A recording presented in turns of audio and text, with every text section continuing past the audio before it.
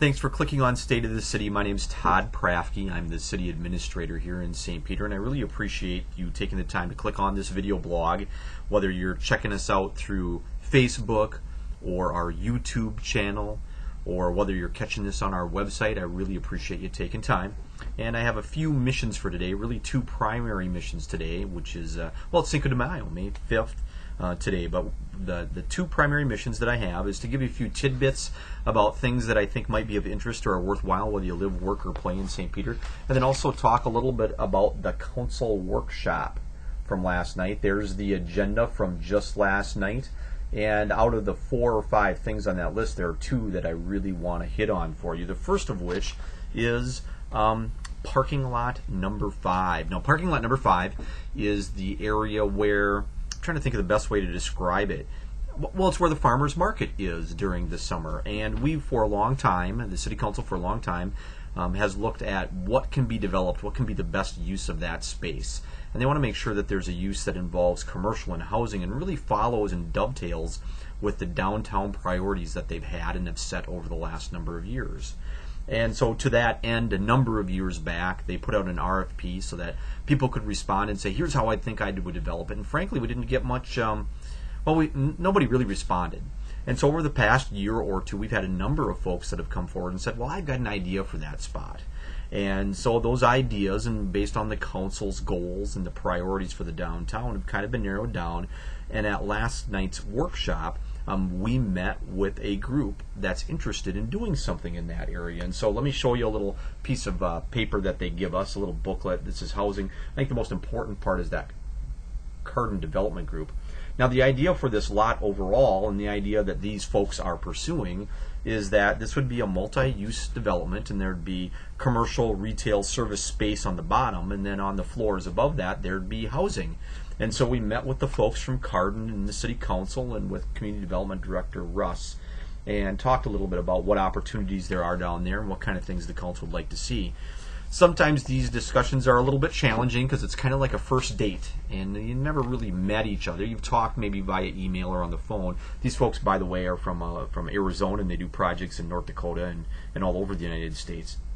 But it's kind of like a first date, and so you're trying to figure each other out a little bit and having some discussions and trying to get an understanding of what each other's goals and priorities are. So we had a little bit of a jittery discussion, but overall I think it turned out really well, and I think Cardin Development Group, you can go and check out their website too. You can just Google them and you'll be able to check out their website, is interested in developing something down there. And the council's interested in doing something, but they don't want to do something halfway. They want to make sure that it's done well and include some of, again, their priorities that they've established in the downtown. So that discussion will be ongoing, and we're excited to see that. I think ultimately what the folks will see, the council will see, you will see, is that sometime within the next month there'll likely be a purchase agreement that comes to the City Council, or at least a development agreement that says something like this: Cardin, you kind of have the rights to look at developing something on that property for the next 6 months. It gives you an opportunity to do some of your due diligence, run your numbers, do some planning, things like that. And we're not going to sell it underneath of you in that short time frame.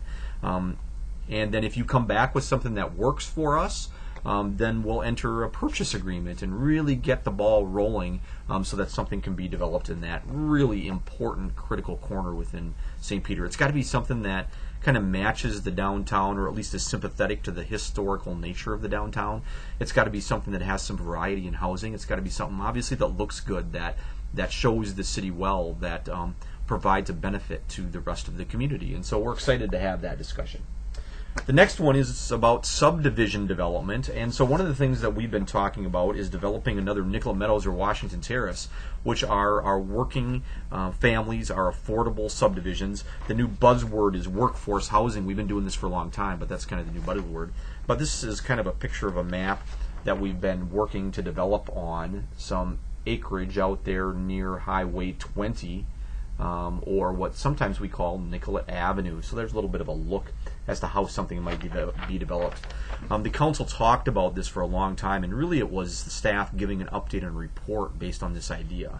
And so while it's not all figured out, and in fact the numbers are really tough right now to try and make all this stuff work, I think it's a wonderful way to approach decision making and think about what can we do for the community to enhance and meet some of the needs that were identified as a part of the 2014 housing study. And we definitely had needs in affordable housing for those kind of folks. And when I say affordable, it's families of four that make less than $80,000. Families of four that make less than $80,000. Those are the kind of folks that we are targeting in this workforce or affordable housing kind of activity. So I showed you the map a little bit, and we've also done some work in relation to what kind of houses can be built. And so here's some pictures that the council has seen. Oh, by the way, if you want to see any and all of this stuff, it's available on our website under last night's council workshop packet. You can see exactly what the city council saw. And so this is something that we don't have figured out, but last night was really about giving the council an update as to where we were. And there's still some work to be done. None of these kind of projects are slam dunk projects. There's still some work to be done, but we want to make sure the council's updated and they know and you know what's going on and what's being contemplated within St. Peter. So those are really the two big items from the workshop. Now I have a few tidbits that I want to hit on, one of which is grass clippings. I've unfortunately had to mow my lawn twice already this season. It's very important for me and for you. Don't mow your grass clippings onto the street. I know this is hard maybe for people to wrap their heads around, especially old guys like me, but those grass clippings can be a pollutant, and what happens is that as those grass clippings decompose in our stormwater system, they get in the stormwater system if you put them out into the street, they let off lots of phosphorus, which is bad for our lakes, streams, and rivers, particularly for us, the Minnesota River. So please don't mow your grass clippings out onto the street. It pollutes the Minnesota River, and we want to avoid that if we can. The next thing that I want to mention is dog licenses. Dog licenses are due, well, they're really past due. So if you didn't get it done, stop on down, ask for Cindy, come down to City Hall. You'll need your shots. Your vet can fax them to us or send them to you or whatever, or maybe you're a great pet owner and you have all this organized and you're ready to go.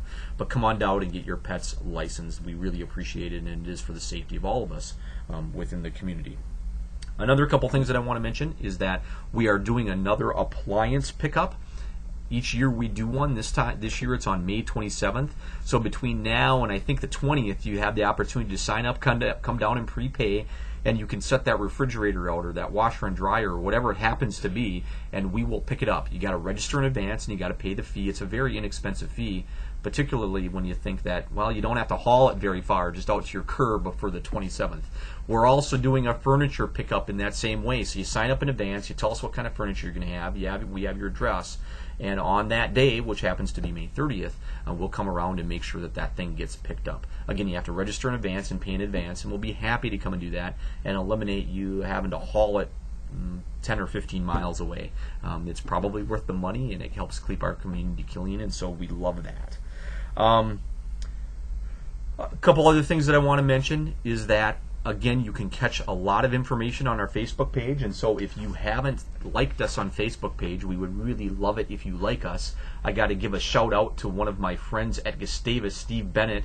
He's an avid viewer, so he likes us on Facebook and watches the video blog here. There's our website, there's our Facebook page, and our email address, and my phone number.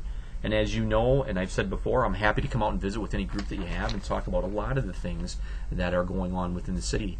Just this last month, I've been to Lions a couple of times and a couple of other organizations and visited about some of the things that are going on in the city and question and answer. And so I'd love to do that. So give us a call, let me know. Be happy to come out and chat with you about our great community in St. Peter.